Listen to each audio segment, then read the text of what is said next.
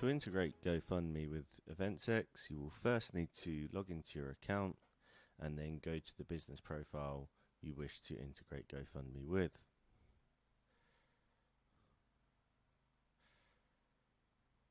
From there, you will need to go to the Integrations tab. Click on the Install button for GoFundMe, install the application. You've now successfully installed the application and it will be available within the event. To add it to the event, you will need to click on the event and go to the event admin area.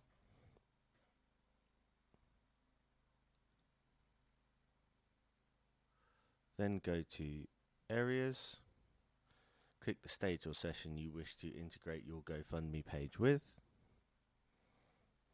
Here you'll scroll down to integrations.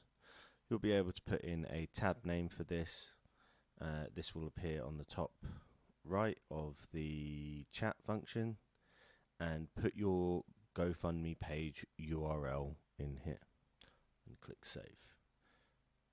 And then you have added your GoFundMe page to your stage or session within EventsX.